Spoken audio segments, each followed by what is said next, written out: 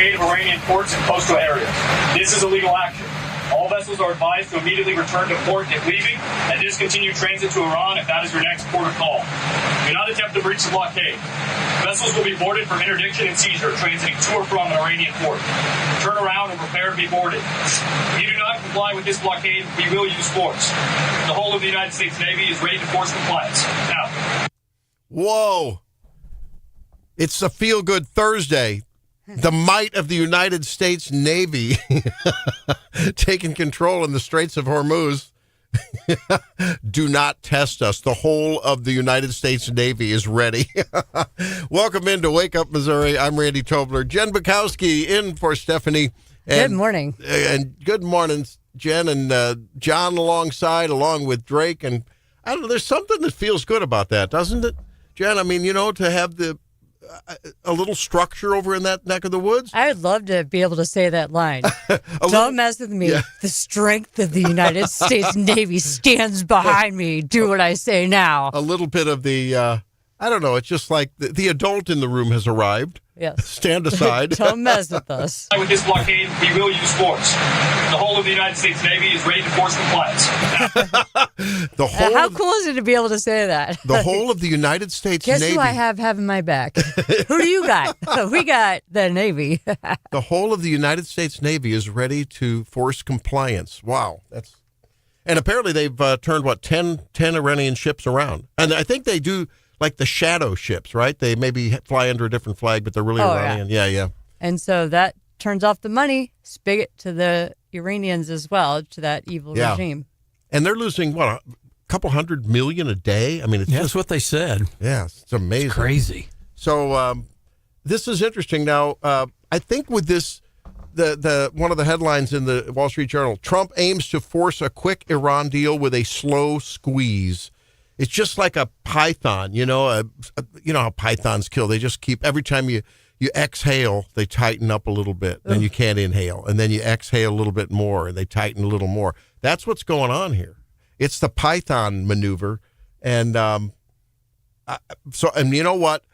You're not hearing Europe complain as much. They're not stomping around and huffing and puffing as much, as they were at first, because they realize, hey, maybe the U.S. actually does have our back. Randy, you just taught me something about snakes. Good job. Did you know you that? a herpetologist or something? A little bit about snakes. He's I've been following Mom Donnie for quite a while. There you go. No, but I just think now the question is he was talking about, was it over the weekend when he said, Donald Trump said that the Iranians had called us and said we want to talk again, but I don't think they're back at the table, right? I mean, there's talk, but no talk. Apparently, they're meeting today. Oh, are they? Okay. That's what the news. Well, that's good. That's new news because.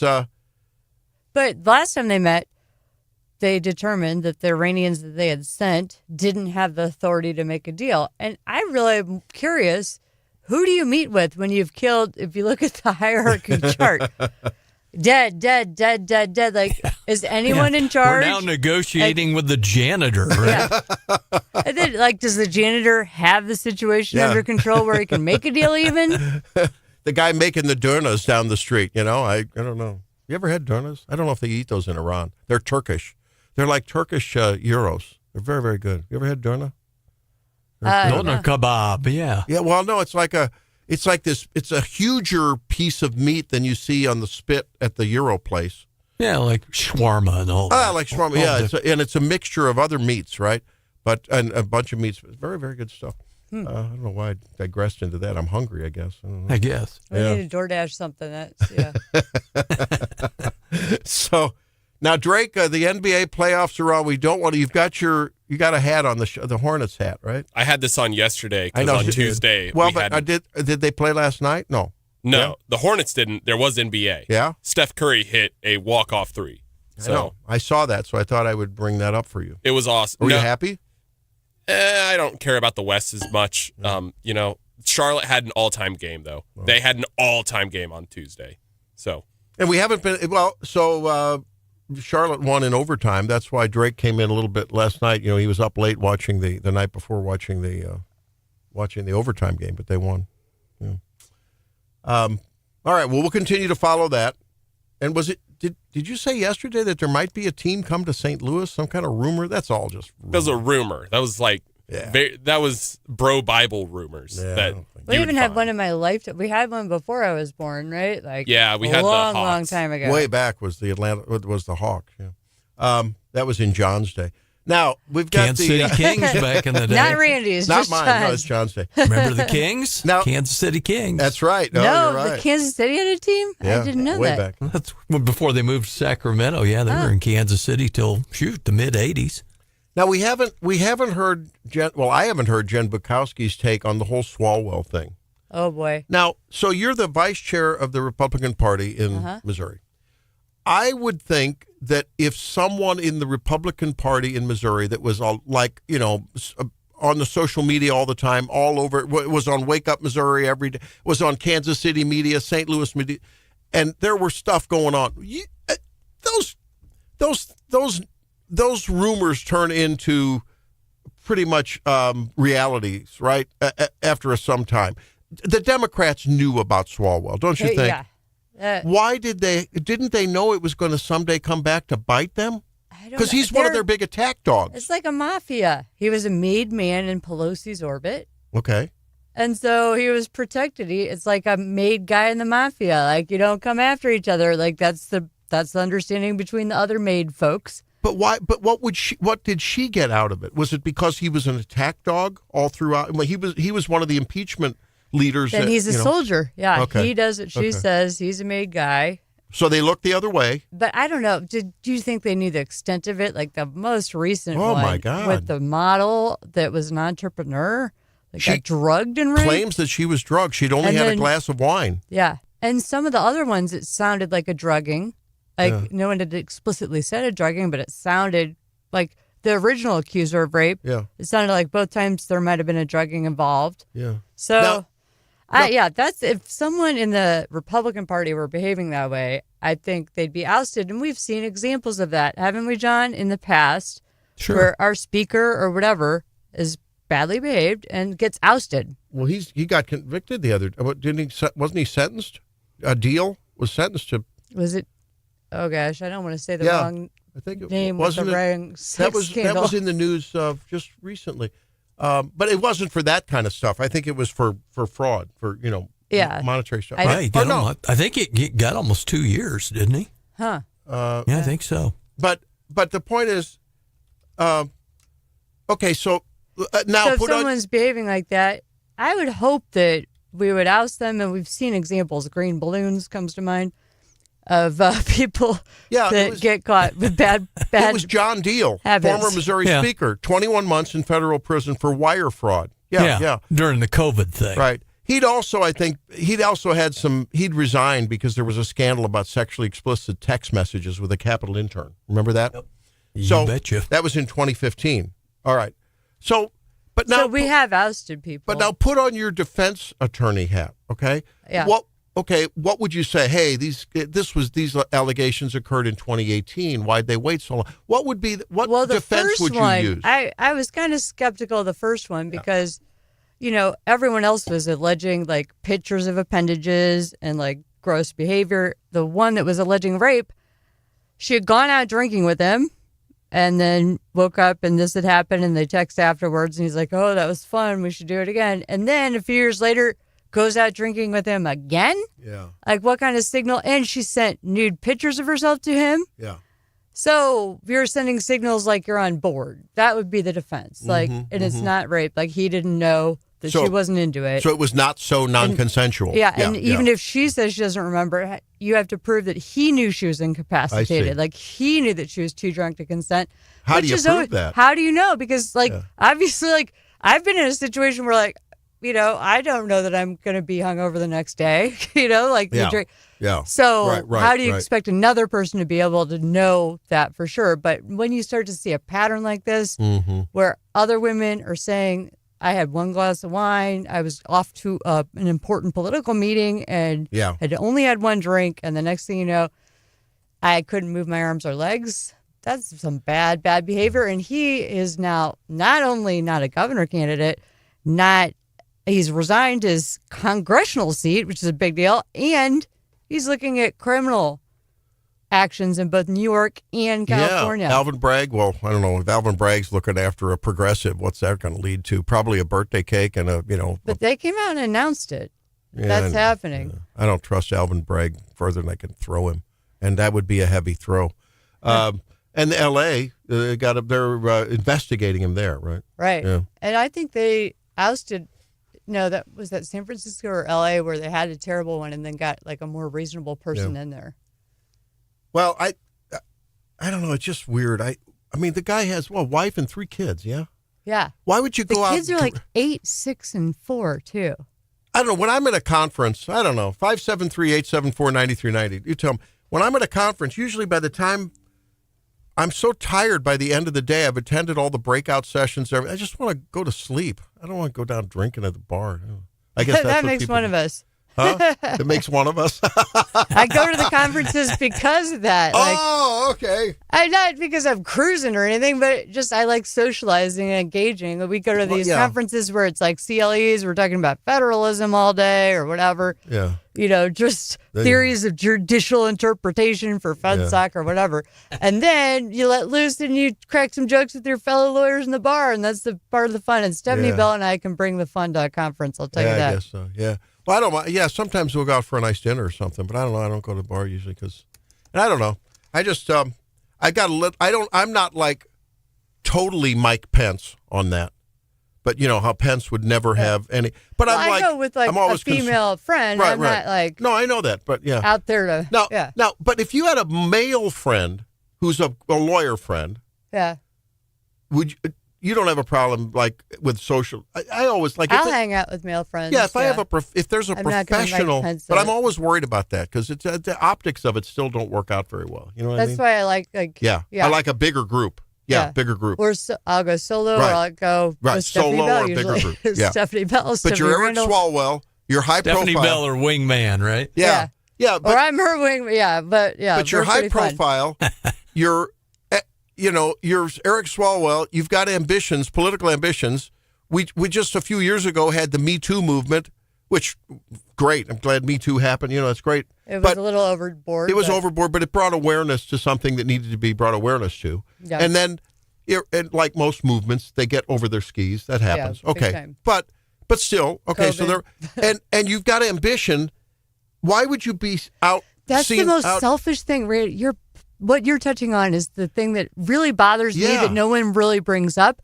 You bring your family into the situation where you're under a microscope. You bring all your friends and family and donors into investing all this time and money into you, and all the while you're risking it like that. You're just so reckless with your future. It's just amazing. It's I don't know. Well, selfish. Let's head aside and talk about. I don't know. It's a sordid mess, but boy, if there was ever one jerk that needed to fall, that was one.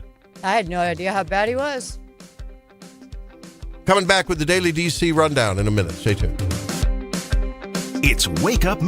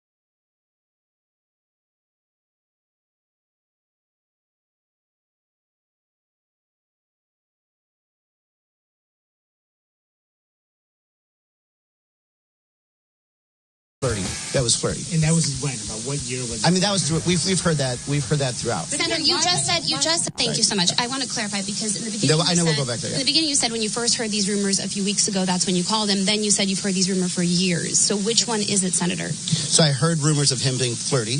And that wasn't an issue enough for you to not trust him to watch your kids or be close with him? Because you hear this, and then when you're close to somebody and you know his wife, you see this, you see that relationship.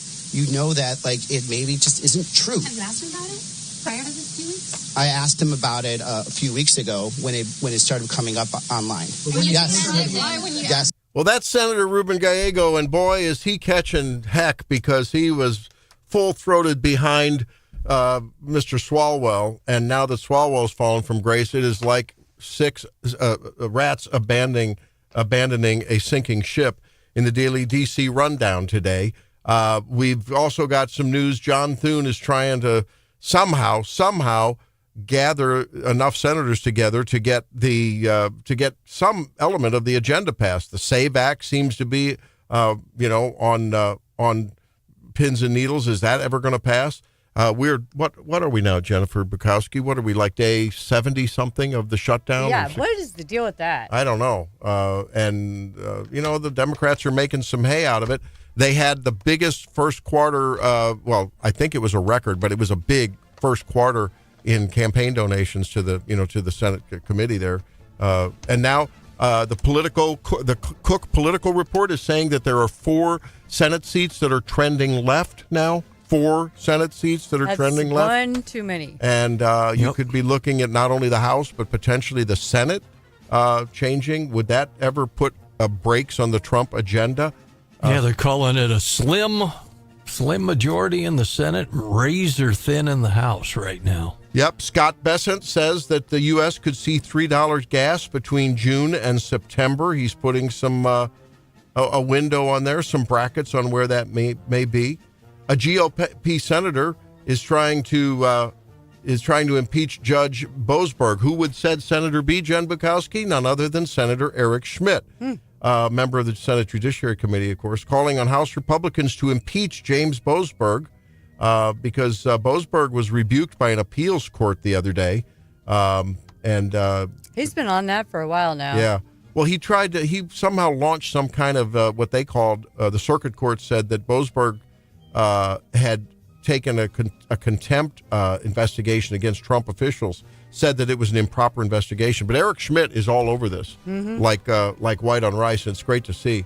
Wouldn't that be a wonderful thing to see Judge Boasberg, who has been a menace for Donald Trump, fall from grace and get impeached? If karma's a thing, he's got something coming. All right. Coming back in a minute, important bill on child literacy. Has America been fair to Donald Trump? The people always know what's going on. I don't think the president knows how everybody is living.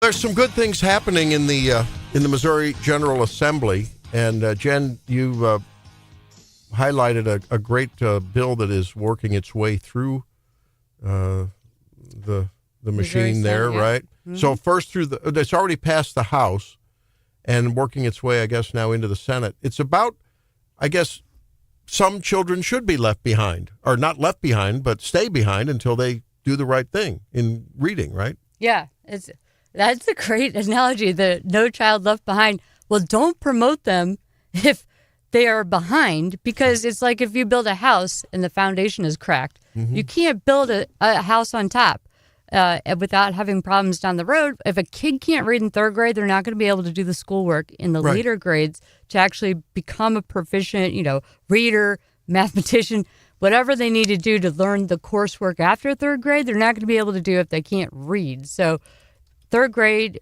other states have had great success with this. That's the time to have a pause, assess, and if they can't, you need to hold them back until they can read. But all these school districts around the country, they're like passing 12th graders who still can't read. And that's a disservice to that kid and to the taxpayers who've been footing the bill for that kid to be in school learning nothing this whole time after third grade. Right. And so I really like this. I think this is really a super thing. We should... it's about results, Representative Loy, Catherine Loy, is behind this. She's quoted in this story a lot about this. And I think it's great. It's like you said. She said after the third grade, that child should be reading. That's how they do math and science and history and all the things they need to read them. Your analogy is spot on. It's foundational. And... and it's wrong to keep promoting him for feelings. It doesn't matter if your feelings are going to be hurt about that. And also, it's like makes the schools more accountable that they have actually taught that child to read before they keep promoting him on. Because that doesn't help the teachers in the following grades if the ones in the lower grades haven't done their job to make sure that kid can read yet. So I guess this is in the Senate Committee on Education. Third graders in public schools in Missouri could be held back 1 year if they're not reading at a third grade level, if this thing were to pass. Now, the superintendent of Taneyville R2 school district opposes the bill. This is interesting. She testified that it could disrupt progress from a phonics-based reading curriculum installed in Missouri 3 years ago. Well, how? How disrupt it. Well, you want it disrupted. You want them to have the phonics system down, pat. I mean, I think we'd all agree that returning to phonics is a good thing, right? Yes. They did that a couple years ago. That's great. But whether it's phonics or schmonics, I mean, if your child is not progressing, are you doing them any favors by just chronologically by age advancing them? Right? That doesn't help. I think the argument could be made for this, and why didn't they have a better handle on this and earlier? Because so many kids go to preschool, pre-K, and then they go to kindergarten, and now you're talking way down the road at third grade. You would hope they would be at least grade level proficient by first or second grade. Yeah, because I could read in first grade. But don't you imagine that, like John? What I think I hear you say is the consequences of missing out early on only exponentially affect you, right? If you don't get, that's a good point. The more behind you are, the earlier, the more impact it has as you move along. If you're at 10th grade reading level and you fall a little bit behind, at least you have 10th grade. If you can read. Yeah, if you're behind early, man, that catch-up game is going to be harder and harder to play. They're not teaching you how to read in the later grades. They expect you know how to read, and here's the other curriculum that you need to be able to read to get through. And as a child who's advanced without that skill, are they then pretty much lost? How are you ever going to retrieve them? I don't know. Or expect the teachers to actually teach them the things they're supposed to be teaching them if they don't have that basic foundation. 573-874-9390. What do you think about that? We hear so much about the adult basic literacy classes. There are folks out there, that are. I know there was one anecdotal story. They had the organizer used to talk about a regular basis. It was basically a guy who was just a great career mechanic at one of the local garages. All of a sudden had to reach out to the adult basic learning people because he couldn't read the new tech manuals to work on the high-tech new automobiles. Wow. And had to get literate to do that, to hang on to his job. Well, Sandy says she agrees with it. I will say, like, when I was a public defender, the native-born Columbia clients I had could read. But then when Hurricane Katrina hit and we had an influx of, people coming up from Louisiana, there was a bunch of them could not read. Yeah. And so our schools were doing a decent enough job because I'd run into one like native-born client who couldn't read before that, but then a bunch of the ones from New Orleans. Yeah. So then you're trying to do remedial education. That's really a heavy lift. I think this is good children should be accountable, right? And just they learn accountability, if nothing else. I mean, and I always thought that was one of George Bush's. I think it was probably well intended. Yeah. But the whole No Child Left Behind, it just threw the educational community into panic for good reason. It's like I was on the board then. I remember I was on a school board then when that happened. It was like, wait a minute. You were on a school board? Yeah. I didn't know that. Yeah, for 6 years. Which school board? Scotland County. I didn't know that. And I just remember us arguing. It's like, wait a minute, there are certain children that need to have a slower progression, and you advance them on merit. It's not doing them a favor to just let them pass because one way or another you teach to the test or you lower the standards or what. It was a rife for fraud in the educational industry, right? Huh. Grade inflation. Where do you think grade inflation started? Well, we're not going to get our money if we don't show improvement. There it is. In order to get the money, wink, wink, we're going to find a way to show improvement. I thought it was a tragic thing. And my dad was an educator for 40 years, and I remember Dad just saying, "This is not going to work out well." And I guess we have evidence there. Look at Drake. Okay, here we go. Just kidding. Oh, Drake. Low blow. That was mean. Now, Drake, when guys criticize one another, it's because we love them. That's all. We're just having fun. That's what guys do. Okay. I'm taking you off air, Randy. Okay, Chris, you're on the air. Go ahead.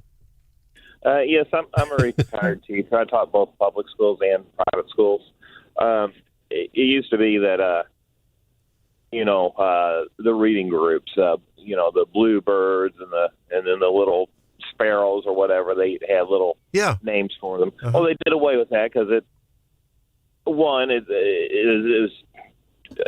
hurt kids' feelings, I guess.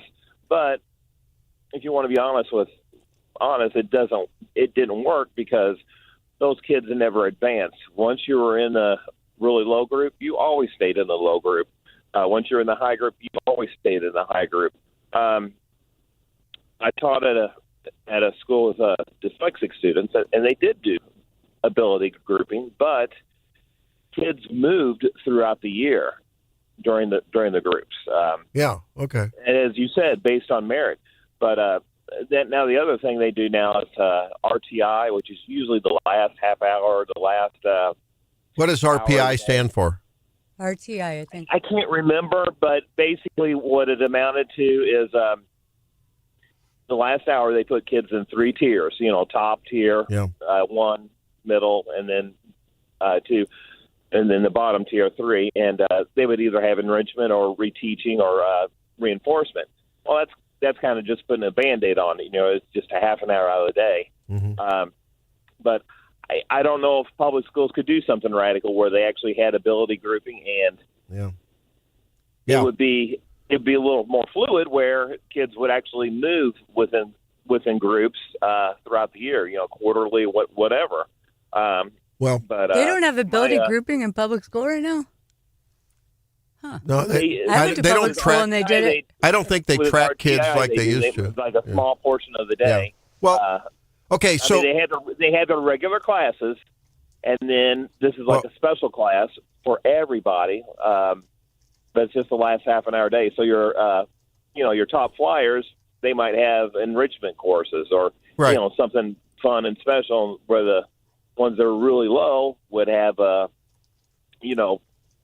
hardcore drill stuff to I think, try to get them I think up. Everyone has. And it ain't going to work. So that half an hour out of the day is not going to work. Yeah. Well, Chris, let's some radical. Yeah. Well, let me interrupt you here because we're going to run out of time. Bottom line, should there be some kind of a little brakes on the whole advance kids just because we need the money to advance kids, right? To say we're making progress. Absolutely. Okay. My own daughter's not going to. They're either doing homeschooling or send them to the church school, which they use a homeschool program. Yeah. Which is going at their own pace.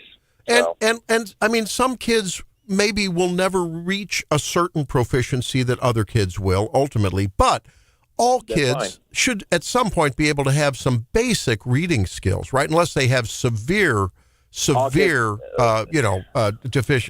disabilities, correct? Minus that, all kids have the ability to read. And we're not doing them. We're not. It's sort of like.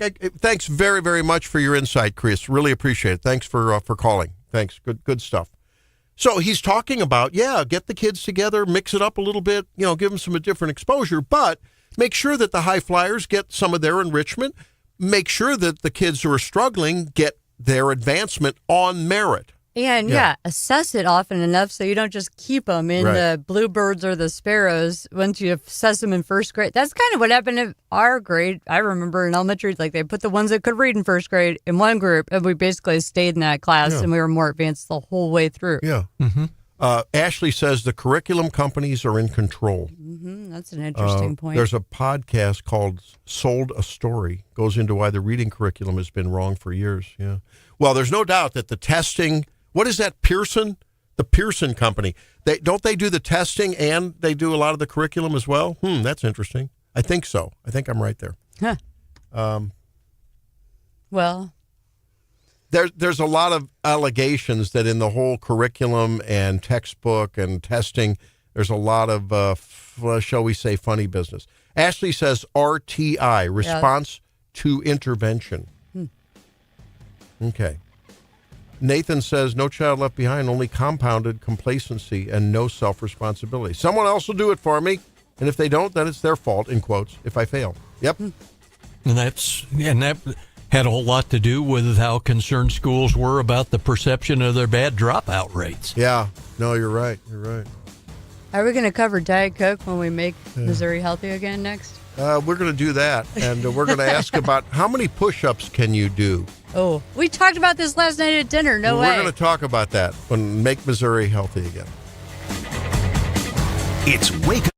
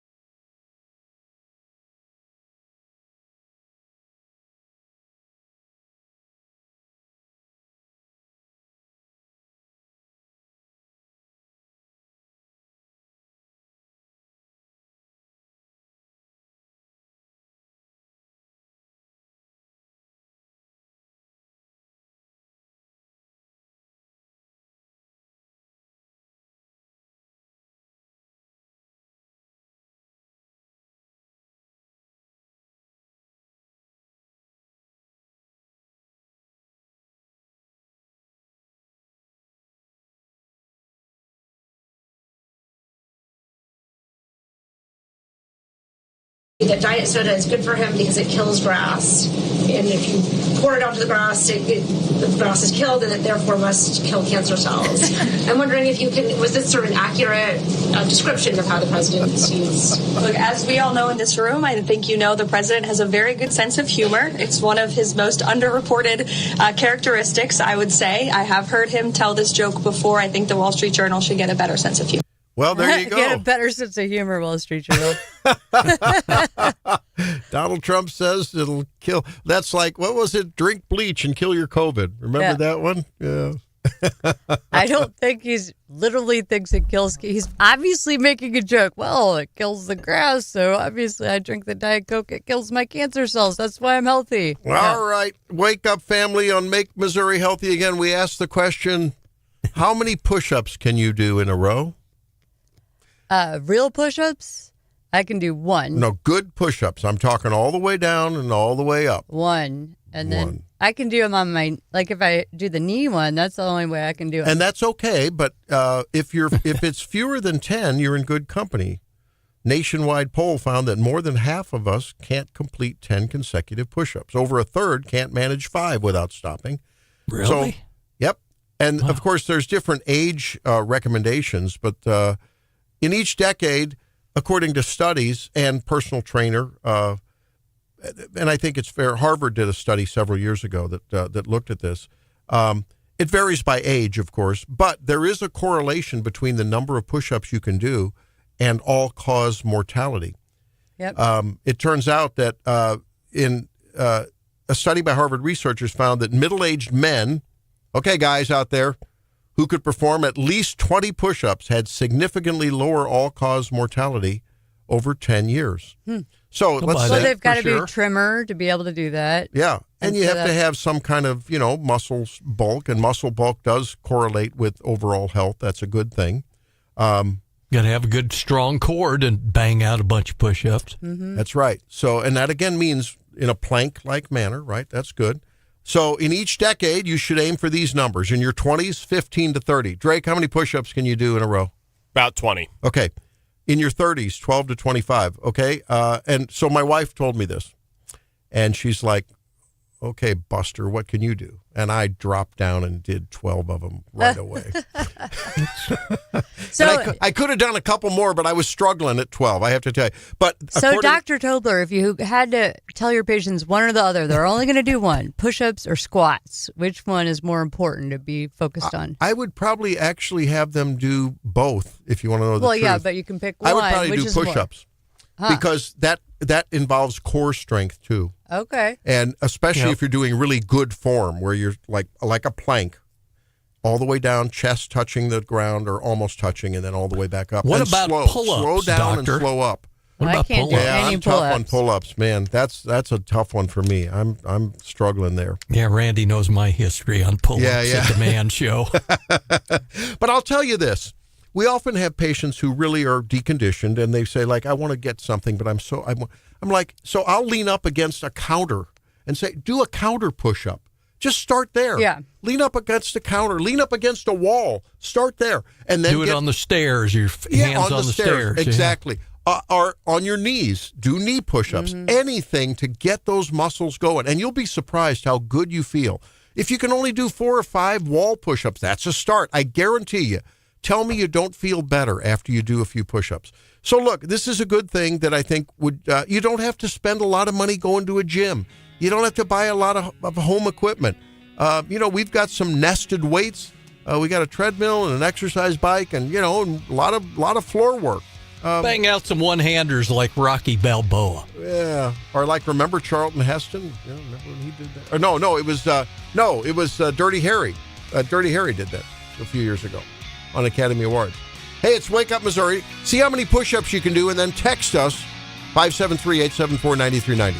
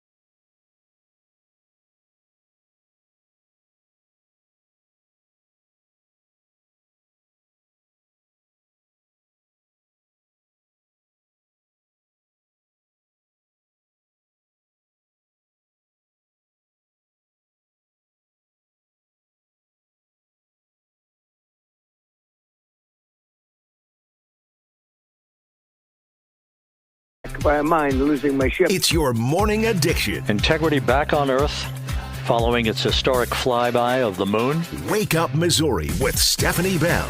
The Zimmer News Team. We need to see an affirmative commitment that they will not seek a nuclear weapon. And now, introducing your host, Randy Tobler. Hey, welcome back into the second hour of the program. We had hoped to have Cindy O'Loughlin on today, but she's going to be on at 8 o'clock tomorrow, so don't miss that. 8:08 tomorrow, Cindy will be on. They were up all night at the Senate, apparently, and had a long all-nighter, and we gave her a break, said, hey, you don't need to do that. Get a little rest, Cindy. So tomorrow she'll be up. And bright and bushy-tailed and bright-eyed. So Pete Hegseth is holding forth now. I think we ought to listen to this. This is an update on Operation Epic Fury. Secretary of War Pete Hegseth giving a presser this morning. Let's take a little listen to it. As I just can't help but notice the endless stream of garbage, the relentlessly negative coverage you cannot resist peddling, despite the historic and important success of this effort and the success of our troops. Sometimes it's hard to figure out what side some of you are actually on. It's incredibly unpatriotic. This same press corps, not this exact same press corps, but at least an older press corps, bent over backwards during the Biden administration to explain away the disastrous and disgraceful Afghanistan withdrawal. You called it the greatest airlift in American history. It's almost like you're cheering only for one side. This past Sunday, I was sitting in church with my family, and our minister preached from the book of Mark, the 3rd chapter. And in the passage, Jesus entered a synagogue and healed a man with a withered hand. The Pharisees came to watch. And as the scripture reads, they came to see whether Jesus, would heal him, or he would heal him on the Sabbath, so that they might accuse him. You see, the Pharisees, the so-called and self-appointed elites of their time, they were there to witness, to write everything down, to report. But their hearts were hardened. Even though they witnessed a literal miracle, it didn't matter. They were only there to explain away the goodness in pursuit of their agenda. As the passage ends, the Pharisees went out and immediately held counsel against him, how to destroy him.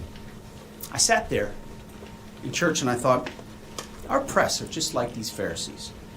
Not all of you, but the legacy Trump-hating press. Your politically motivated animus for President Trump nearly completely blinds you from the brilliance of our American warriors. The Pharisees scrutinized every good act in order to find a violation, only looking for the negative. The hardened hearts of our press are calibrated only to impugn. I would ask you to open your eyes to the goodness, the historic success of our troops, the courage of this president, and this historic moment for a deal that could end the Iranian nuclear threat, the incredible battlefield victory laid before your eyes, the not one, but two incredible rescue missions, miracles, you might say, or a locked-in blockade. Or how about historic... I think Pete Hegseth makes a good point, Jennifer. Andy Tobler, John Marsh, alongside, as always, and Drake Whitman. We wanted to have you hear a little bit of the press conference this morning, and I think it is good to check ourselves and, or to check the press from perches on high like that to say, hey, you guys seem to really want to just dismiss all the good stuff, right? All of the great stuff that's happened over there. Doing away with just resident evil called the Iranian regime, yes, and their Navy being at the bottom of the sea now. And yeah, there are going to be a couple rough patches here. But even then, when we had a couple of our airmen downed, they went in and brought in all the resources, great risk, and amazing effort, and rescued them. Was that hailed by the media as one of the great triumph of American loyalty to those who serve, never leave anyone behind? I didn't hear a lot of that on CNN, Yeah, it's some of them. It's almost like they're rooting against us. Well, we played that yesterday with Tom Friedman from the Yeah. New York Slime saying, you know, I've really got a lot of tension here. I want us to do well, but I don't want Trump to have a win. Yeah, if Trump and Netanyahu get political, gain out of it, I don't know. Not so much. I mean, holy cow. You're not thinking about the men and women that are putting their lives at risk if you're making a statement like that. Like, that's how out of touch you are. 573-874-9390. Still waiting on some reports on how many push-ups everyone's doing here. We got 30. Someone said 30. That's pretty good. What was Jesus's line about the Pharisees? Something about he called them whitewashed tombs. Yeah. That they were pretty on the outside and dead on the inside, or to paraphrase. Yep. No, I think channeling you're right. Sunday school a little bit here. Yeah, very good. John holds forth with a little Bible study here on a Thursday morning. Frank says, Dr. Randy, I just did 2 push-ups up until about 40 years old. I did 100 a day. Same with sit-ups, usually in sets of 20. Sucks to get old. Frank, start with 2, and next week it'll be 3 or 4, and the week after 5 or 10, because things build and mount on previous successes. It wasn't Dirty Harry. It was Jack Palance. You're right. Tommy said it wasn't Dirty Harry. It was Jack Palance. Yeah. It wasn't Clint Eastwood. Yeah, remember when Jack Palance did that? He dropped down and did that it was amazing. Chuck Norris, all of them. John says 51 every morning. I should push a little harder and bump it up. Good for you, John. That's a lot. That is a lot. That's great. Well, if the media won't do it, maybe Stephen Miller will talk a little bit about that. Been clear. President Trump is a man of peace. President Trump wants peace. President Trump wants stability. But President Trump has also been clear. America will not be trifled with. America will not be bullied. And America will never, ever, ever be threatened by a nuclear-armed Iran. Good. I think we lose sight of this. In the din of war, sometimes you lose sight of the mission. And the mission is to just emasculate their nuclear intentions. General Dan Kane is now speaking. Let's listen in. In addition to this blockade, the joint force, through operations and activities in other areas of responsibility, like the Pacific area of responsibility under the command of Admiral Paparo, will actively pursue any Iranian-flagged vessel or any vessel attempting to provide material support to Iran. This includes dark fleet vessels carrying Iranian oil. As most of you know, dark fleet vessels are those illicit or illegal ships evading international regulations, sanctions, or insurance requirements. More than 10,000 sailors, Marines, and airmen, over a dozen ships and dozens of aircraft are executing this mission. And let me walk you through this operation a little bit. Please go to the first slide. First to the graphic. This is taken before the blockade began.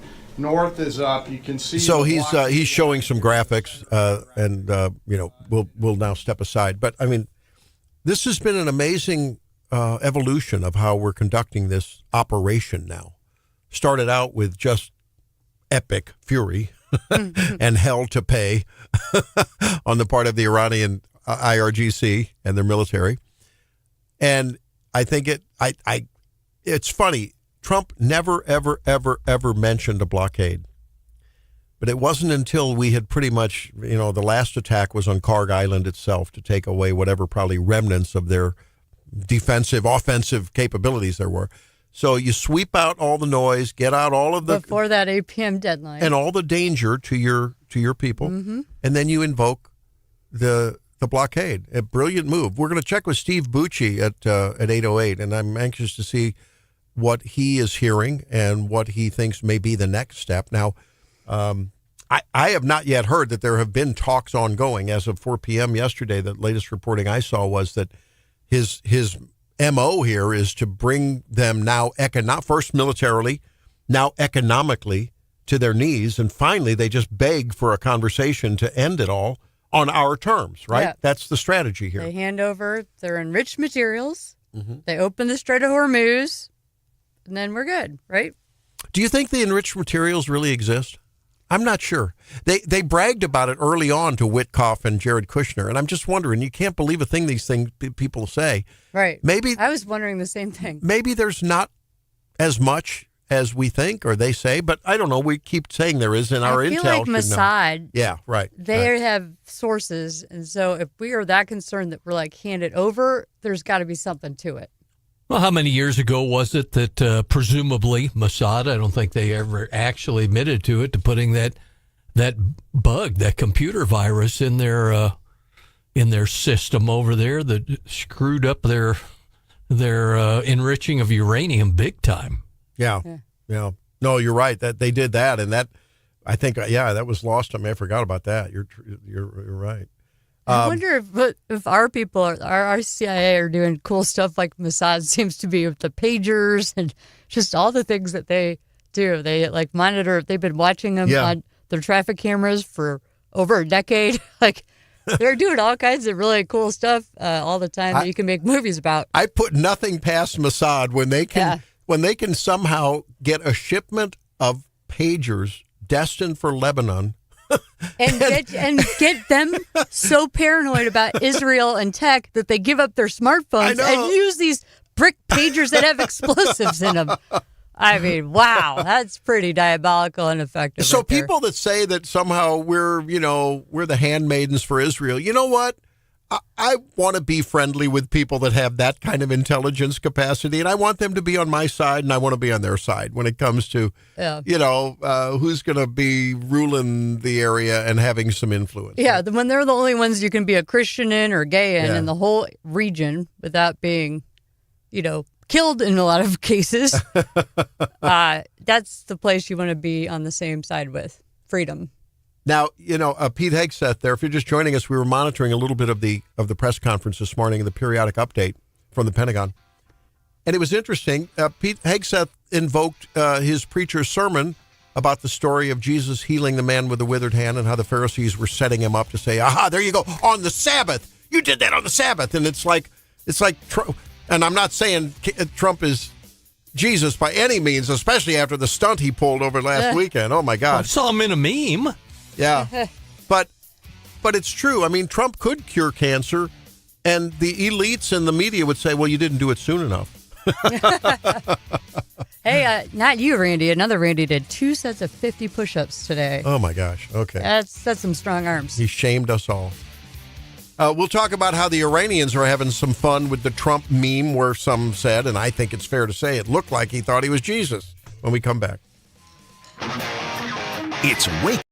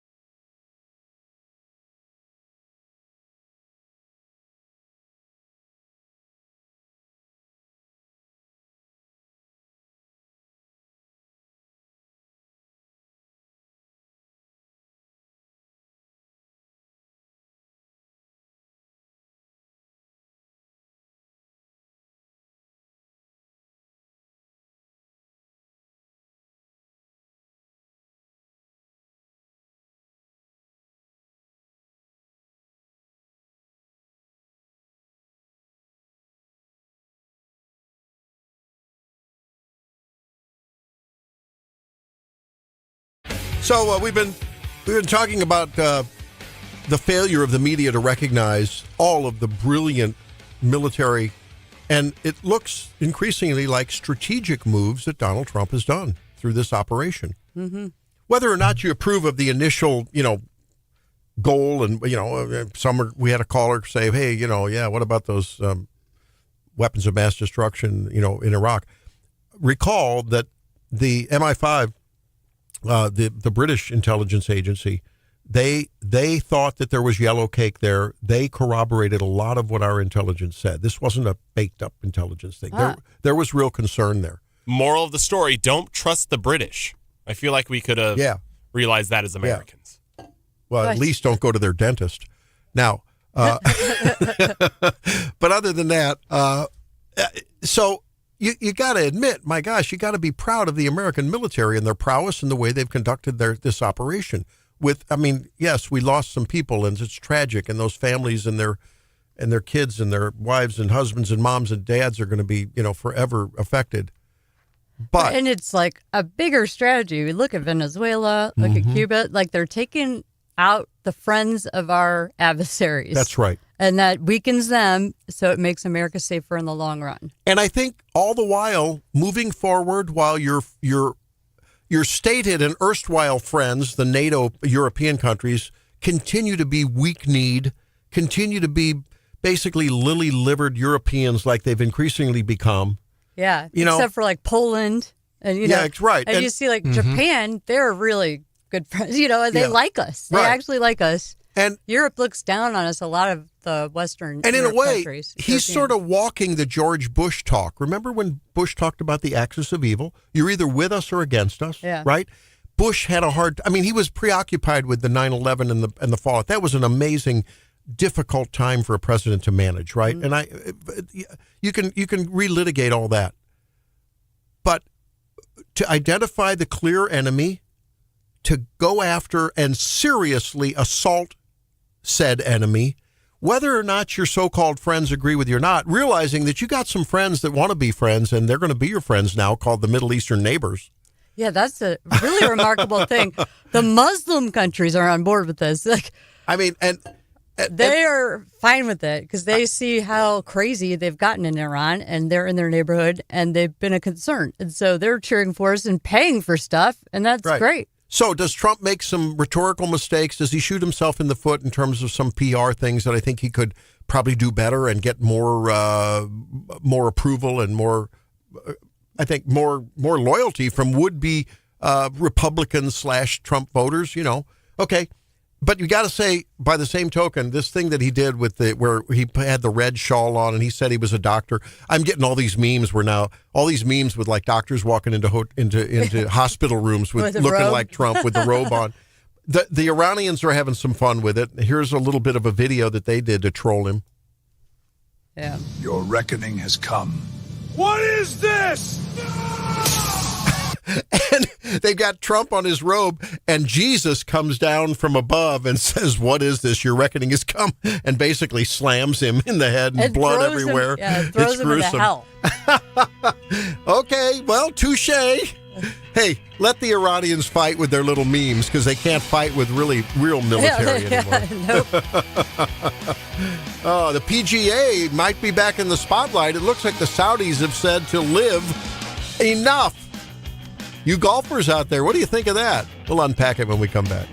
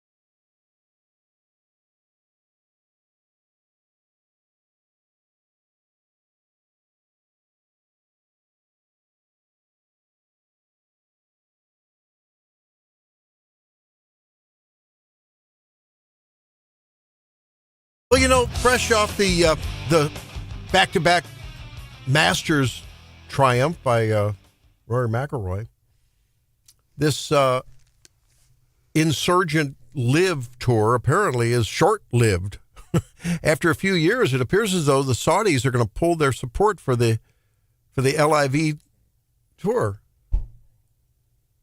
I guess they've lost a lot of money, but they are saying that they have changed their priorities, apparently, the Saudis have. Drake, you're a golfer? No? Not a golfer? No, I am the worst person at golf. I'm not sure that everything. Now, Greg Norman, the famous Greg Norman, the shark, right? He was the former CEO of LIV, and he'd wanted to establish an alternative. He thought that the PGA had too much of a monopoly on things and wanted an alternative, wanted a little competition, right? And he wanted to expand it to a more worldwide focus. But apparently, I guess the Saudis got tired of spending billions and billions and losing billions and billions on the tour. So I don't get it, Randy. This is very interesting. You're pretty, seasoned, we'll say. But I mean, this is a question for the listeners too. Yeah. When was the last time you actually watched a golf match? The majors were on at my house. Every time you watch the majors, TV or in person. I didn't necessarily, in TV, yeah. People in my I watched house some were of the watching Masters, it. yeah. My dad watches golf Okay. all the time. I guess I'm the only one. It is the most boring sport to ever watch. It is so boring. Even when something exciting happens, I mean, it still sucks. And the Masters this year, the camera work was god awful. And Really? I thought it was pretty good. Like We didn't even- There's a shot. There's not a lot of downtime. No, we didn't even see the winning putt. We just got, it was just terrible camera work for the Masters, the premier thing. I don't know. I just don't get it. I don't know. I will watch some golf when I get a little warmed up to go out for my rare trek onto the course, thinking, okay, if I just emulate what they're doing or try to look like that, then it'll work out okay. It never works out that 300 way. yards straight up the fairway. Well, no, like I just the big want to try boys. to emulate their form, but it Oh just my never gosh. works out that way. When they thwack those drives, I'm like, I've never hit a golf ball that sounds that amazing. Like, No. You could just tell. And they I saw crush it. John They just Daly. crush it. Yeah, I saw John Daly play at Meadow Lake Acres in Callaway County one time in his heyday. Everybody else was putting them out there. They were good golfers. It was a tournament, putting out those rainbows out there. And Daly stepped up to the tees, cracked it, and it went by like a bullet. It sounded like it almost broke the sound barrier. Oh, man. Yeah. It was, they're a different level. Yeah. Well, apparently LIV did, I think, loosen up some of the anti-competitive practices that was really a burr under the saddle of many of the top name players, right? Yeah, so that was good. And so I think that, that probably was a good thing. But Well, they were doing, 54-hole tournaments, and then I think just this year they switched to, a little more conventional 76. Yeah. So, Well, the rumor mill is that MBS, the Crown Prince of Saudi Arabia, is going to use force majeure to get out of the contracts of the players. Describe what that is for the non-legal audience, please. Force It's majeure. French. Sounds like something that the U.S. military would do in Iran. It's French for superior force. It's a standard provision in many contracts that temporarily or permanently excuses one or both parties from fulfilling their contractual obligations when an extraordinary, unforeseeable event beyond their control makes performance impossible or sometimes impracticable. Like an act of God kind of thing? Yeah, act of God, but, exactly. The rumor mill is he's going to use the war, and I guess they're ponying up like $100 billion for us and things like that. So he's going to use that as an excuse to try to get out of the contract if and when he gets sued, if he does pull financing. Now, they're saying it's business as usual officially. This has not officially happened yet, but the rumor mill is it's about to happen. This was Brett Baer reporting this last night. So, interesting. Let's talk to Kirk. See if Kirk, let's ask Kirk. Hey, Kirk, how you doing? Welcome to the program. How many push-ups can you do, Kirk? Well, I got 2 points. First thing, let's discuss the LIX or whatever it is, and why they are going away. LIV. LIV. I think their problem is just like the XFL and the USFL. You're trying to compete with an extremely popular and highly paid group of people, and you're trying to bring in people to create a new league. Yeah. and they just are up against so many things. Like you only got a certain period of time to make your money. It's hard to buck a big brand. Exactly. Yeah. It is. It's not like when it was the NFL versus the AFL, and the football hadn't become as popular, and so much money wasn't there at that time back at the 1970s. So now back to golf in general. Yes. The reason I love golf is because you're out on a course which is usually very immaculately maintained. Yeah. It's a beautiful environment that God has created for us. Yeah, no dandelions. It's a calming thing, except for the people who take it too seriously, like my brother used to. I mean, my gosh. I said, bro, I was in the Navy and you're cursing like you were in. My dad golfed with a guy that he called him Helicopter Ron because when he had a bad shot, the club would go whoof, whoof, whoof, whoof. He'd throw the club, and it was like a helicopter rotor. And the thing about the sport is not only do they have rules, but they have etiquette. Mm-hmm. They have unwritten rules. True. I mean, they have rules that the players themselves impose on themselves. Yeah. I mean, that is an incredible thing. Well, that's true. So it's a gentleman's game in that regard. That's the behavior. It's not just men. Yeah. And if people behave better, I think, when they're golfing, except when they make a bad shot, and you're out there and you're in God's very much beautiful environment, and to me, it's a very calming and conducive. You're right. Love. It's true. Environment. You're right. Very well said. Well said. You're right. And as long as you don't take it too seriously, and you just enjoy the beautiful course and all of the God's great outdoors. That's easier to do when you're hitting well. You know, life than when you whiff it. Seriously. I don't know. There's so many things in life you shouldn't take seriously, and true. Sports is one of them. That's right. All right. Thank you, Kirk. Appreciate it. Good call. Just absolutely off the mark. If you want to admire beautiful grass, go mow your lawn. And he talks about etiquette. We had a guy flipping off the camera, and all the patrons, because they can't call them fans, because that's a step too far, but he's flipping everyone off on the course. But everyone else is behaving themselves and expecting better behavior out of each other. So I see his point. Well, and let the faster guys play through. Yeah, that's a big problem I have. I'm always happy to do that. If someone's like, because I'm not fast. Like, I'm looking for my ball. It's because of that expectation of etiquette and propriety that I shudder from golfing, because if I'm getting ready to tee off and the people are behind me, I can tell they're really good golfers, and I'm just not good. And I don't want them watching how bad I am, so go ahead and play. It's embarrassing, or I'm slowing them down, so I let everyone play through. Pretty soon, I've played 3 holes, and 10 groups have passed me by, because I don't want to hold other people up. I don't want to hold them up. And then I'm like, I don't know. I just don't. I don't know. And I don't need a cartload of guys watching how bad I tee off either. Golf's easy. Show up 30 minutes before your tee time. Replace the divots, rake the bunkers, and have a brew. Yeah, I guess. I'd rather play pickleball. If the weather is good enough for golf, I'd rather be on the pickleball court. Because if you mess up a shot at pickleball, it's over immediately. You get over it.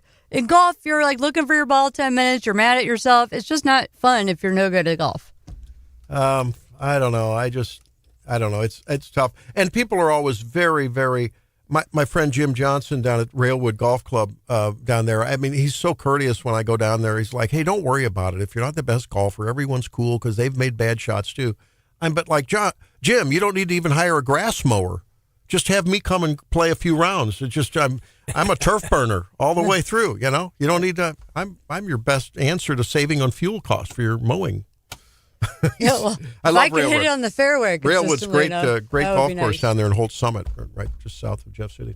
Well, we didn't get a chance to talk much about it, but maybe we'll open this topic again. But I wanted to introduce this. So Abby Schreier, she's the one that basically called out the whole trans movement and how she was the first one that to also called out sending your kids to therapy over losing their cat is doing more harm than good. She was on with Rogan the other day talking about some interesting data. Boys from liberal families have higher anxiety rates than girls from conservative families. Boys from liberal families have higher anxiety rates than girls from conservative families. But above, if you just looked at the norm, more girls generally have anxiety. Right. but in conservative families, girls are less anxious than boys from liberal families. That's right. Interesting, huh? That does not surprise me. And I thought it was pretty fascinating. And she says, why? Environment at that point. It's not an organic, whatever these kids are going through, it's not organic, right? So we know it's something we're pouring into their life. And I think one of the things might be that, aside from the fact that parents in conservative families may be more comfortable asserting their authority with kids, and that's an old finding. We've known for generations now that authoritative parenting meaning not cold parenting, not cruel, not unloving. Rules. But rules. Those kids have better mental health. They're happier and they're more successful. Which brings you to the question of why is our culture more and more disrespectful of authority, disrespectful of propriety? We just got done talking about etiquette on the golf course. Somehow that's become passé. I mean, if you're respectful to a police officer, you're some kind of right-wing, radical, Nazi, fascist. What? No, I mean, that's what the left says, right? If you respect the police. Only the crazies. Well, what about the media? The media is complicit with this. I mean, what are they teaching in our journalism schools, right? Yeah. When I grew up, authority. like, the cops were the good guys. You wanted to grow up, be a good guy, be a cop, because they were the good guys. And that, especially after 2020, that crazy summer kind of went away. They canceled cops. They did all kinds of stuff to make them. And then you wonder why you have a recruitment problem with the police forces. What do you want? Where would you like to go to school? With that, kids need guardrails. They know they're not ready to be in charge. You know, parents today are so quick to put kids in charge. What do you want? Where would you like to go to school? What would you like to eat for dinner? You know, putting kids in charge. I think for a long time, I know when we were raising kids, it became very popular to be your kid's friend. Now, when you're adult children, I feel like we have a more friendly and all the best ways, as well as a parental relationship with our adult kids. But I think for a long time, John, maybe tell me if I'm wrong, but wasn't it it was the in thing to be your kid's friend and let them make choices and let them have, instead of, this is what's up, this is what we're serving for dinner tonight. Eat your Brussels sprouts and your trout. But I don't like Brussels sprouts and trout. Well, guess what? You might go hungry tonight because that's what we're eating. Yeah. Sorry. And that's a weird example, I know, but I mean, it's, I think she makes a very good point. I mean, and when you don't have that kind of discipline and those guardrails, then your kids don't have the sense of security that responsible people are looking over them. I'm here to protect you, but I'm also here to guide you. Yeah, those two go hand in hand. Like knowing they have parents that care enough to do that. That's right. Absolutely. It's much harder to be an authoritative parent than to be a, let the kids do what they want kind of parent, a permissive parent. John, what's coming up when we give you permission to come back? Question for the counselor. What is the DWI limit in Missouri for a horse? The main event when we come back. It's Wake Up.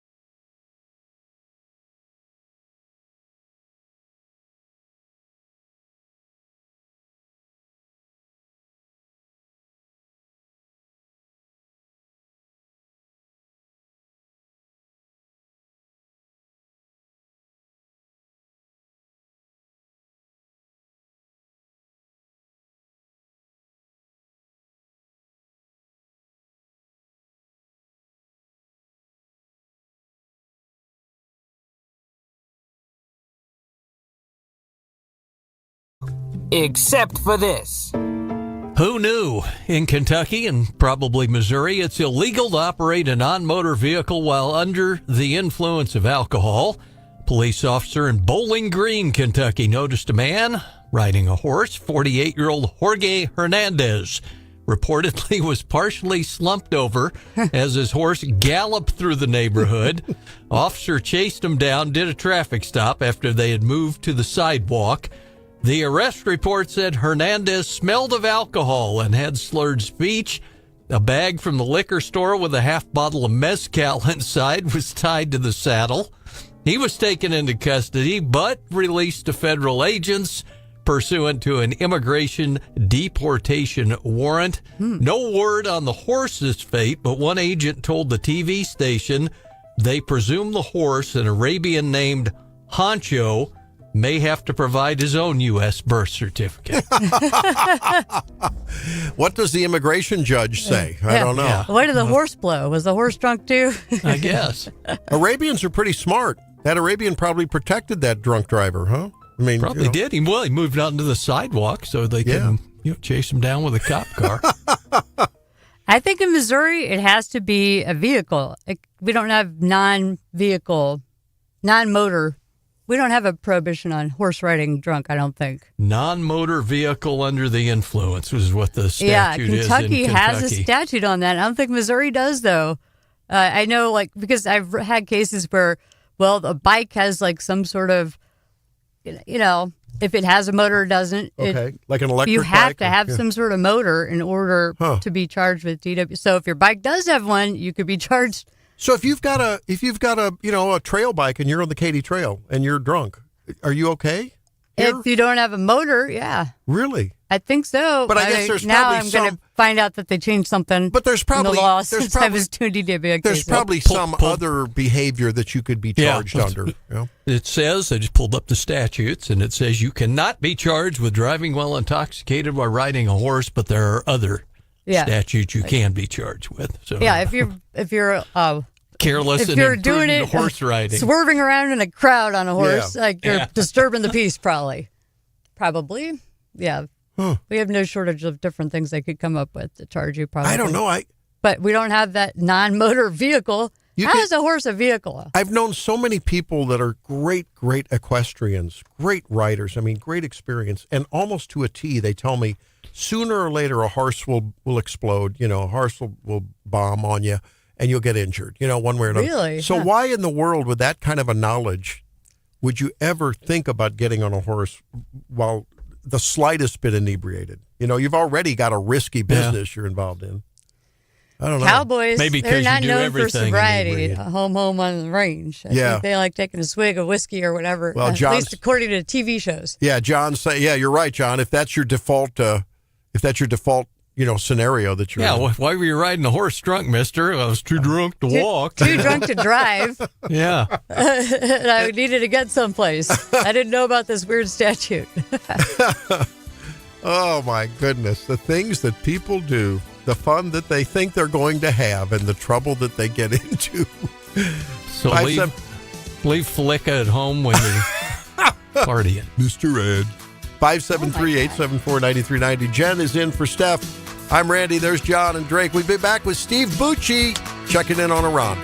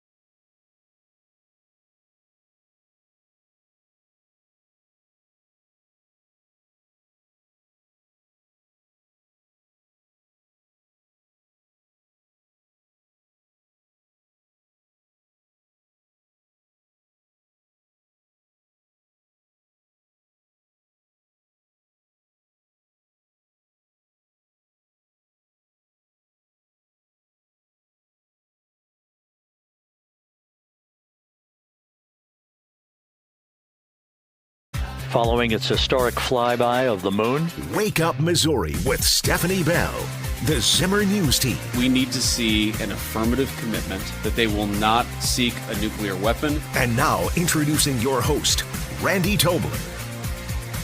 The U.S. has announced a formal blockade of Iranian ports and coastal areas. This is illegal action. All vessels are advised to immediately return to port if leaving and discontinue transit to Iran if that is your next port of call. Do not attempt to breach the blockade. Vessels will be boarded for interdiction and seizure transiting to or from an Iranian port. Turn around and prepare to be boarded. If you do not comply with this blockade, we will use force. The whole of the United States Navy is ready to force compliance. Now. The whole of the United States Navy will force compliance. Oh, I think a lot of us are living vicariously, who maybe those of us who didn't serve, as we listen to Americans exert and project force over there. Well, someone who did serve for decades, very, very bravely and valiantly, both in the theaters and in the Pentagon, joins us now. That's none other than Colonel Stephen Bucci, of course, national security and special ops guy with Heritage. Steve, thanks for joining us. Boy, that makes me feel good to hear that. America being the adult in the room. Your thoughts? Yeah, I'm with you. It's sort of nice to see a leader that says, this is what we're going to do, and then he goes off and makes sure that we do it. Doesn't equivocate, still wants a diplomatic solution, but is willing to take steps beyond that to encourage the other side to participate in that solution. We'll see where it goes, but hopefully we're moving in the right direction. I think we are, and I think this is going to help tremendously. So I'm pretty excited about it. That's Stephen Bucci. Jen Bukowski's in for Stephanie Bell. I'm Randy Tobler, along with John Marsh and Drake. We're Wake Up Missouri. Steve Bucci joins us on this, again, another momentous day in this effort. Colonel Bucci, Iran has threatened retaliation, possibly hitting Gulf shipping or using asymmetric tactics. How vulnerable is the U.S. Navy and our allies to those kinds of threats right now? Not terribly vulnerable. You never want to say there's zero vulnerability because, something can always slip through. But at this point, the Iranians they still have drones, which they can fly from not just the coastline, but they can launch them from almost anywhere inside Iran and fly them to the area where the ships are conducting this blockade. But we have military ships there that are no longer holding back. If anything comes near them with hostile intent, it's just going to be shot out of the sky or shot out of the water. And the Iranians don't have a lot of options left. They're almost all the lower level, drone kind of things, either aerial drones or, they put like radio control kits onto small skiffs, smaller, rowboat kind of things that you put explosives on, and then they'll detonate them when they get close to the ship. But most of them they're not going to get close to our ships. They're going to get sunk. And any bigger ships that try and push the issue, as the gentleman there on the loudspeaker, the radio, was carefully explaining to them, we're either going to board you or we're going to respond and take action to enforce the blockade, which means we'll sink it. So if an Iranian ship comes out and tries to show hostile intent, they're probably just going to sink it because they don't have very many left. They probably need some more company there at the bottom of the straits. But for the ships from other countries, a lot of people have opined, oh, my gosh, what happens when a Russian ship shows up or a Chinese ship? We'll surely just let them through. This will never stand. I wouldn't bet on that. The Russians decided not to test President Kennedy back during the quarantine of Cuba, which, was a blockade in all but name. And this one is called a blockade. They are very aggressively addressing these ships. So I think the Chinese and the Russians are probably not going to push it because they don't want a conflict with us. And, they want to help Iran because it's good for their business, but I don't think they want to help them that much. Colonel, maybe to follow up on that, how concerned should the U.S. military and leadership be about the Chinese and the Russians resupplying Iran, even retasking recon satellites, etc.? That's a pretty big concern, at least it is to me. It really irritates me. But we're kind of helping Ukraine against Russia, so I can understand them, having a little beef and deciding to try and help the Iranians out. Plus, it's good for business. They want to show that they can help their friends when they get in a bind like this. But I don't think it's going to be enough to change the direction of the conflict. All the weaponry that the Iranians have been using thus far has all been from Russia or China, other than their really old planes, which were ours from 40 plus years ago, and it hasn't helped them very much. So just having more of them just means we got more targets to hit, but I don't think it's going to qualitatively change the direction of the dispute or the actions against one another. That's Stephen Bucci. Colonel Bucci served for 3 decades as an Army Special Forces officer and top Pentagon official. Visiting fellow at Heritage joins us on Wake Up Missouri. Steve, do you think, was this blockade, you think, a part of the large, big, overarching 30,000 strategic plan? In other words, take out their ability to take out our blockade? Would that sort of be in one of the long-term plans? Now that that's in place, bring them first militarily, then economically to their knees. Inflation is raging, we hear. Supplies coming in and, revenue sources going out, now stifled. What's next on that? If that's the case, what's next on that big strategic map? Well, hopefully, peace. But, we've kind of wanted that to be the goal at every level as we've upped the odds based on Iranian responses or lack of response. The hope is that we get to that original set of goals, which were laid out right at the beginning. No more nuclear development, no more nuclear enrichment, and no hoarding of nuclear materials that could be fiddled with on the side.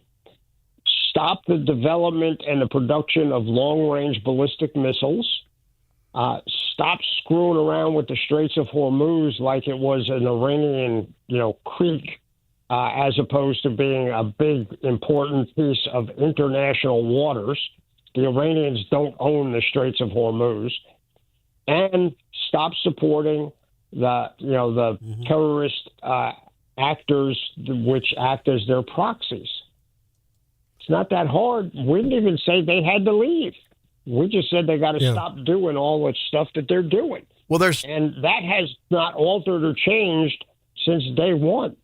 There's talk of talks, but nothing has been scheduled. I mean, Trump said that the Iranians wanted to talk. I don't think anything has been scheduled. On the other hand, I saw on your X feed, which is at @sbucci, that you reposted something that the Lebanese government have sworn off the IRGC, the Iranian Guard. Is that true, or is that? No, that was an official statement made by the Lebanese government. Remember, earlier the Lebanese government told the Israelis, "Look, we understand you guys are going to have to shoot back at Hezbollah. We can't stop Hezbollah from doing what they're doing. We wish we could. You guys are welcome to handle it, but please don't take it out on the rest of Lebanon because we're not part of this. This is, the Hezbollah guys in the southern part of the country. Have at them. We'll understand, but please don't slack the whole country." I thought that was a pretty reasonable request and a pretty humble and very transparent position to take. now they're upping that a little bit. They're telling the Iranians, get these troublemakers out of here. We don't want any part of this anymore. So more and more regional actors are telling the Iranians, we've had enough with you guys. You are hurting us by your presence. If you don't get out, we will escort you out of the country. That's a good step forward regionally. Colonel Bucci, President Trump has made it clear he doesn't want another long war. I think a lot of people, including me, are asking, what does victory or success look like here from the American perspective?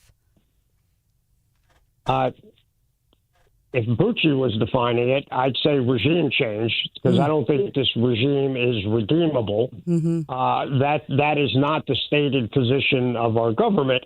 They have, they're saying, look, we'll work with these guys, but here's the rules, as I stated earlier, that they have to follow, and we're not going to take anything less than that. So when you guys are ready to accept that and play nicely with everybody else, we'll be happy to end this conflict. But until that time, we're going to keep hammering you. But it's not, there's no plan to adjust this to make an invasion of Iran, to put large numbers of ground troops anywhere in the country. Yeah. In fact, we don't have any ground troops as yet, other than some special operators who went in and out on the pilot rescue. We may have had some other special operators go in and out to do particular missions. I'm not privy to that, so I'm not saying that happened. It could have, and we just don't know about it. We are really supposed to not tell people when we do top secret things. Yeah. Sometimes our politicians can't seem to help themselves. But there are some things we could do on the ground that I think would be way below the threshold of, oh, my God, it's another 20-year war. President Trump does not want to do that. He has no intent to do that, and I don't think he will do that. Sounds like those long-term things. Sounds like a call for the Iranian people to rise up when they're given the green light. Maybe that'll come soon. Steve, thanks again for joining us. I know your time is precious, and we thank you for sharing some of it with Wake Up Missouri and our family. Appreciate you very much. Talk to you next time. Okay, it's always my pleasure. Thanks for having me. Morning Market Report, the Morning Bell coming up. Jen Bukowski in for Steph will bring you that in a few. It's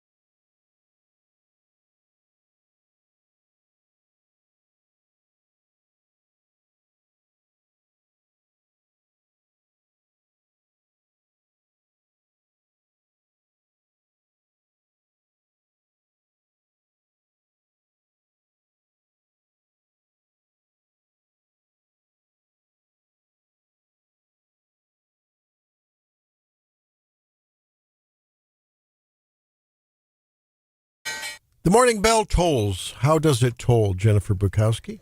Well, Wall Street wrapped up in a mixed session yesterday. The Dow Jones Industrial Average slipped 72 points, or about 0.15%, closing at 48,464. The S&P 500 pushed higher, gaining 56 points, or 0.8%, to finish at 7,023.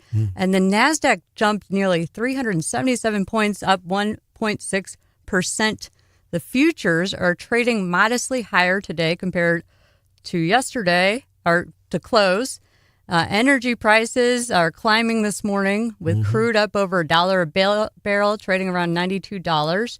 At the pump, the average for a gallon of gas is $4.11 nationwide. Ouch. Bitcoin is up to 74,900. That's a 1% jump in the past 24 hours. And gold is also firmer, with prices hovering near $48.30 an ounce. That's up 0.5%. Wow. You said that oil was up $1, and I thought, what does that mean? 98, 99? Up at $92 a barrel, which means it was really down significantly over the last several days with that blockade. It's amazing. Yeah. So it's good I don't know how long it's going to take if it stabilizes at, let's say, the low 90s for the time being. But how long does that take, I wonder, to flow down to the pump, if at all? I don't know. Seems like there's some lag, isn't there? Usually? Yeah, going down there's lag. Going up there's no lag. Yeah, there's never a lag going up, is there? Wonder why that is. Well, Bitcoin, a year ago, Bitcoin was 84,000. So it's lost almost 11% compared to 1 year ago. That's interesting. That is. Remember, it had peaked out at 100? What was it? A lot. And then then it really took a swoon. It was like 110,000 at one point, and then down to 60,000. Very volatile. And gold has gone up in the past year, 44% almost. Wow. In the past year. Did you see this? Europe says that there's maybe 6 weeks of jet fuel left. I saw that. What? Yeah. How is that possible? According to the IEA executive, the largest energy crisis we have ever faced, she says. In the past, there was a group called Dire Straits. It's a dire strait now, and it's going to have major implications for the global economy. The impact will be higher petrol prices. I'll say Steph's going to have to rent a canoe and paddle home next time. Huh? Get a horse, but don't ride it drunk. Man alive. Well, the Europeans, you know what their answer was to this blockade and their pinch of their oil supply? Just economize. Just don't travel. Don't turn up the temperature on your air conditioning. Turn down the temperature on your heating. Instead of why don't we get in there and help those Americans get this thing over with? To be fair, I don't want like the saying, too many chefs in the kitchen. It's like I don't think they're competent enough to do it. I really don't. Yeah. I feel like a Frenchman and a German and a British guy all in there trying to do it their own way. It just doesn't sound helpful. But they'd bring a nice cheese plate to the tarmac. But then before the F-35s take then they off. could smell us from a mile away. Man, sad and breaking news about Justin Fairfax. Oh, sad. We've got a former lieutenant governor of Virginia. Some breaking news on that when we come back on Wake Up Missouri.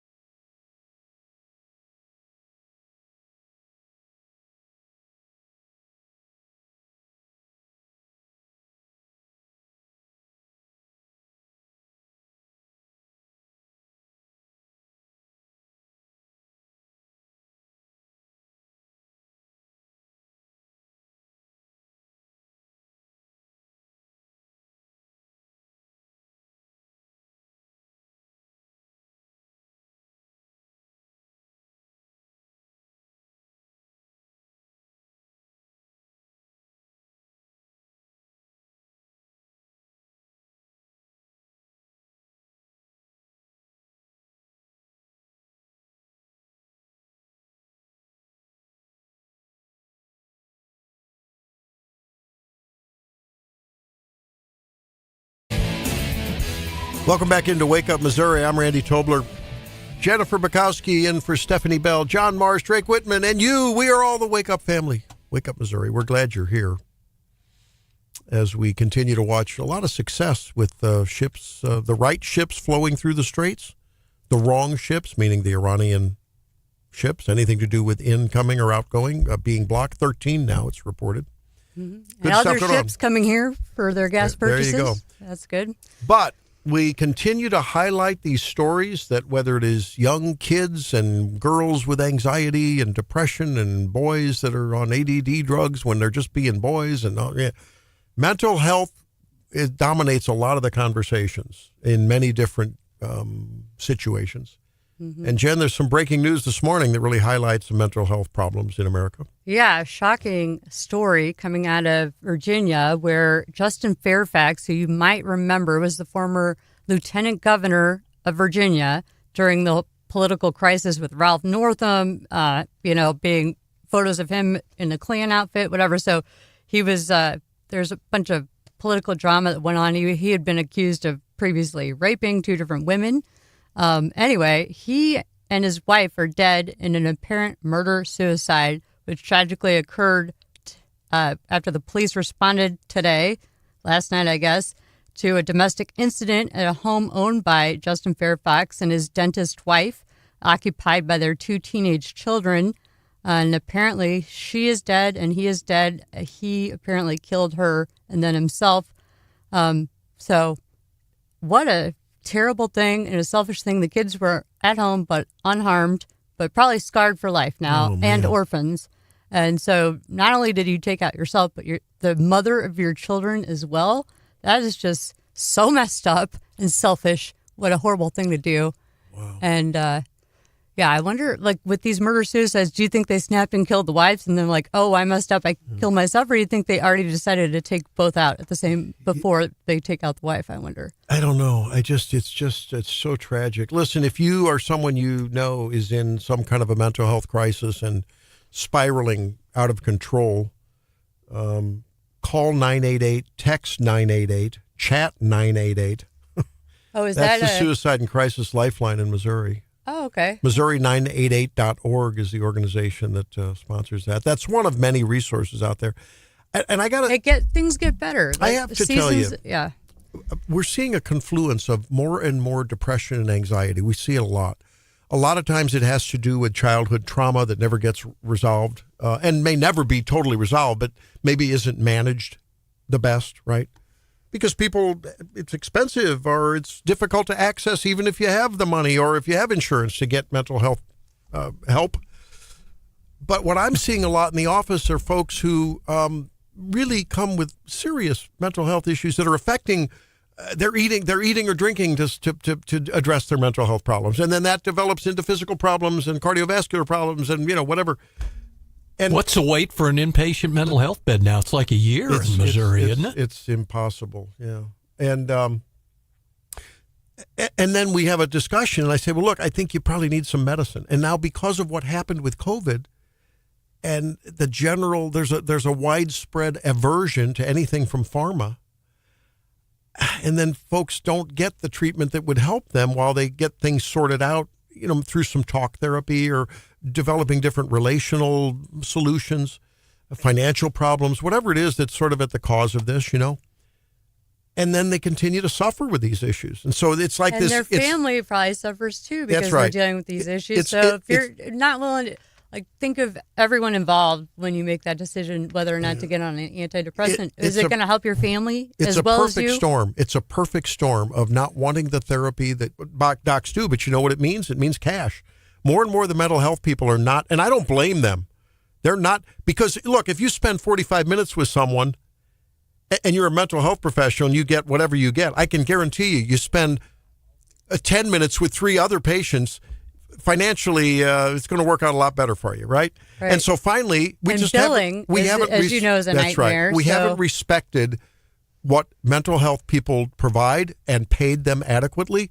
So they go off the grid and they say, I don't accept insurance. I'm paying. There's things you can go join a Bible study. Yes. Amen.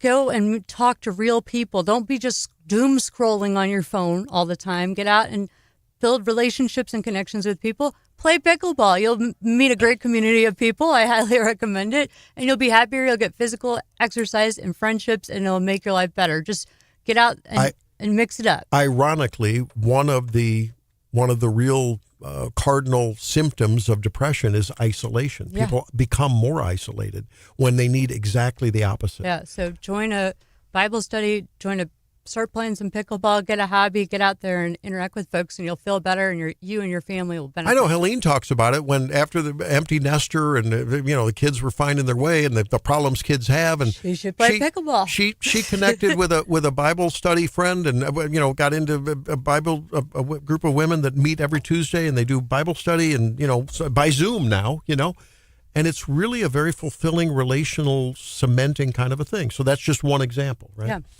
And some people do the sports thing, play pickleball, do whatever. And you can help each other through challenging phases of life. If someone in your family has cancer or you lose someone, you support and help each other through that. The church groups, the small groups that are at so many of the churches are really a great way to have friends. And it's a safe place to quote, be vulnerable, but to be transparent about what your problems are, right?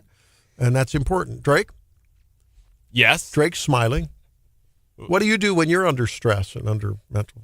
I go get the crap hit out of me in football. Yeah, okay. Well, some people find that. Go to the gym and just work out like a madman or a madwoman, right? Just go crazy, folks. Go crazy, right? I mean, you sleep better if you exercise. Yeah. You feel better. It's no fun sometimes, but it's worth it. There's so many basic things that we talked about this the other day. Folks are spending buku bucks on IV this and red light that. And fine, do all that. But they're not sleeping, and then I say, well, you probably need to get a home sleep study because that can really affect everything, your blood pressure, your everything, and the way you feel the next day.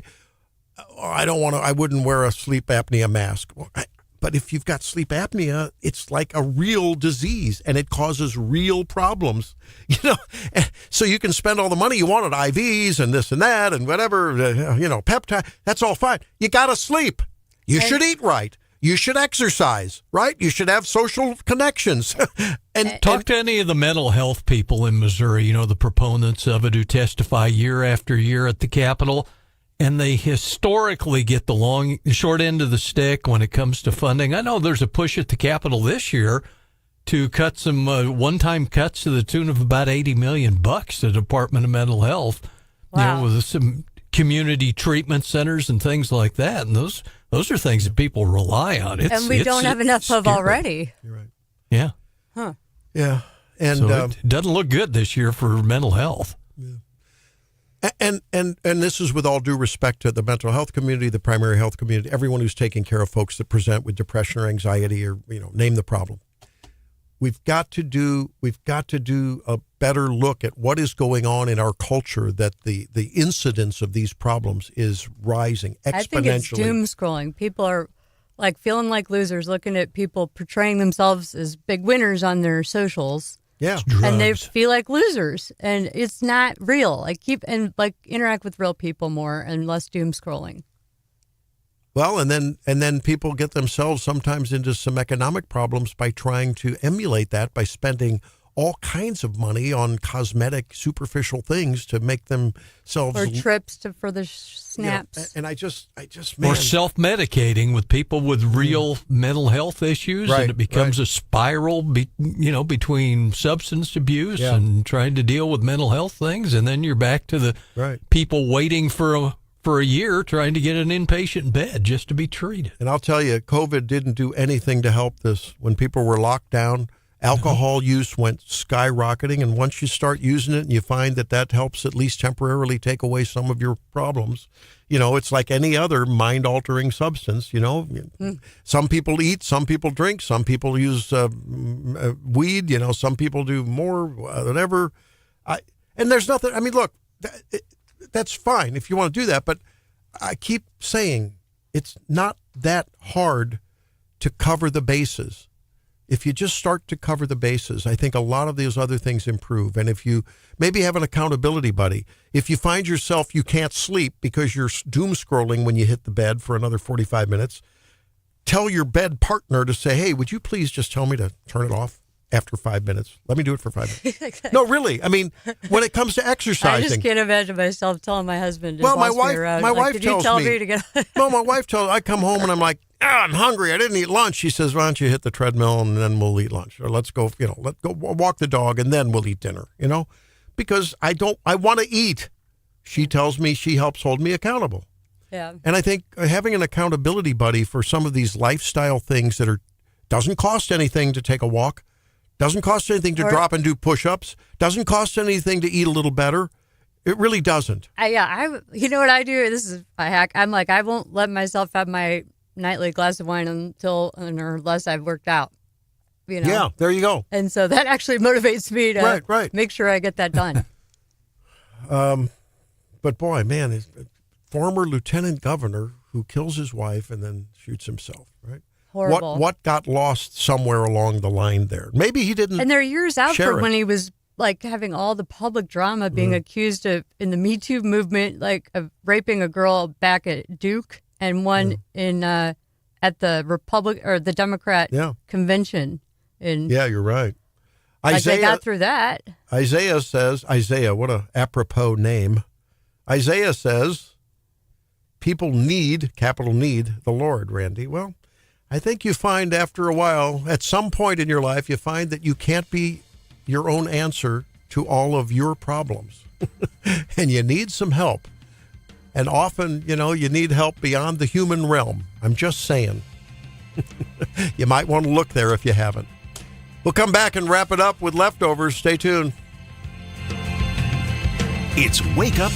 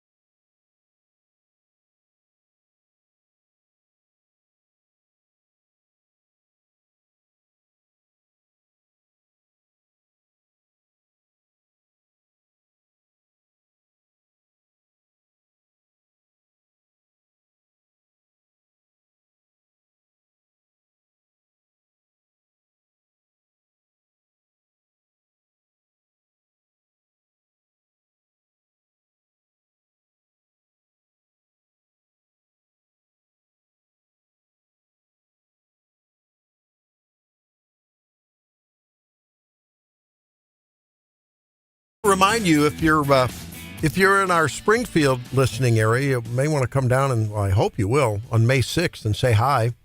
Eric Erickson, who you hear in the afternoons on KWTO, will be in person at the KWTO studios. Actually, it's the Zimmer cluster of stations down there, which is unbelievable. I mean, it is a beautiful, beautiful facility. And you'll want to come down and visit us there. We'll be there on May 6th, and you can learn more about it at 933kwto.com or, of course, on the Facebook page. Politics and Pints, we call it. Pints of what? Well, it could be Coke, could be Diet Coke, it could be, water, could be the beer, there'll be some free appetizers there, cash bar. And but the event itself is free, so just come on out. But first register, KWTO's Politics and Pints registration, 933kwto.com or the Facebook page.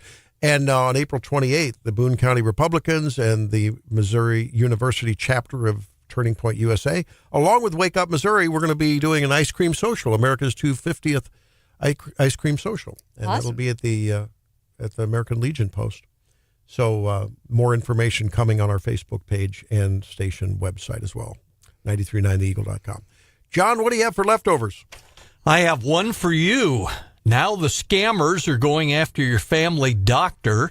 Latest scam making the rounds claims doctor's license has been suspended because of illegal drug trafficking. And the state officials say the realistic-looking documents that are circulating tells the doc he needs to send him money to keep his Missouri license current. To which I would say all doctors should read Reason magazine. It's the most compelling argument for the elimination of licensure, and these kind of problems would not be a problem. There you go. Wow, very libertarian take from Randy over there. I'm absolutely against licenses. Absolutely against licenses.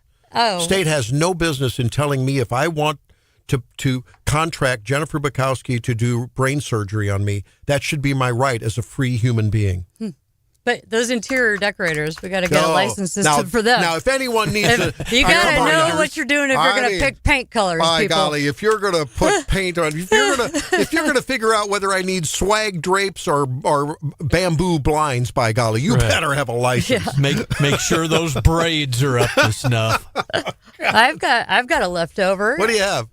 Is this a sign that the world's getting a little saner? Disney fans rejoice as parks restore gendered greetings after an inclusive scrub. Yay! We are so back. Ladies and gentlemen is back on the loudspeaker. They had gotten rid of so-called gendered language back in 2021, even though they had decades of ladies and gentlemen, boys and girls.